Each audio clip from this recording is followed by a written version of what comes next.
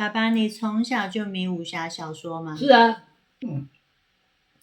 在湖南念小学啊，就看小说啊，有些武侠的这些东西了啊。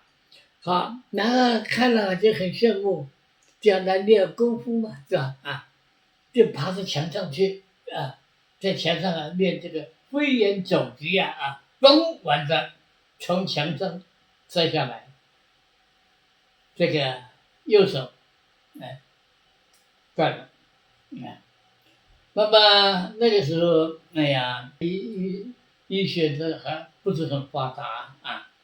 母亲就请了一个朱有科的师傅来。这个师傅来啊，我以为他要开刀，还是什么都没有啊，他嘴巴里头不知道是想的什么力气啊，就对着我手上的喷一喷，我觉得很凉快，是吧？啊，然后他就用他的手来捏，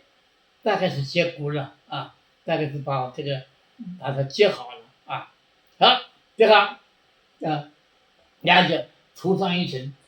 臭的不得了的不知道什么药啊，把它包起来啊，涂了一层包起来，然后1个礼拜好了，莫名其妙啊，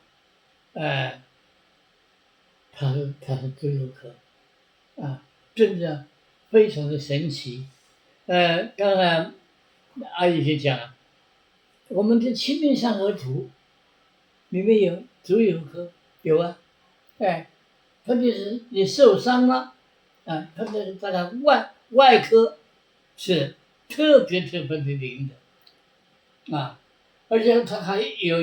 一些原则的。我们再讲一个故事啊，前面这个故事是我自己的亲身经验，现在我要讲的是我听说的啊，不是亲身经验，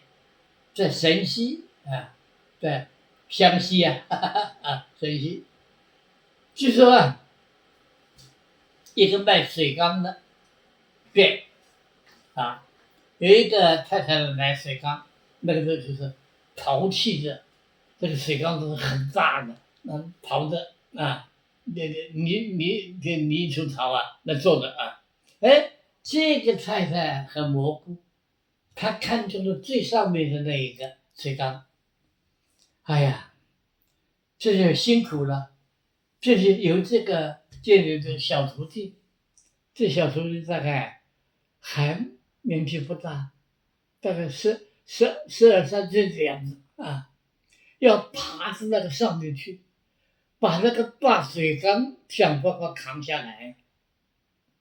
结果连人带缸摔下来，完了，摔下来很惨啊，眼珠爆出，四肢都断了，怎么办？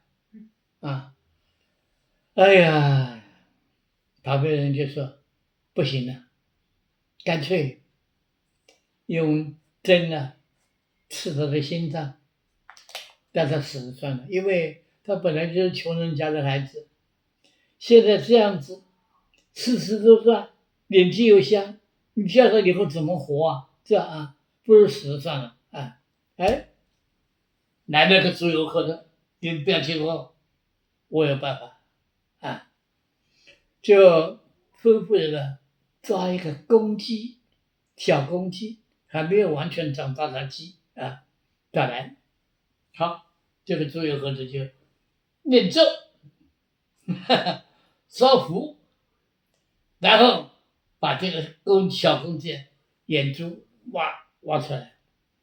把这个小公鸡的这个2个翅膀2个脚折断，地下一扔，那个受伤的就站起来了，好了，就这种事。它的原理在哪里呢？它原理是转移，就是把这个少年他所受的痛苦转移到这个鸡上面去，鸡受了痛苦之后，原来的那个就没有了，就消失了，就好了。它的原理是这样的，是有道理的，不是说没有道理的。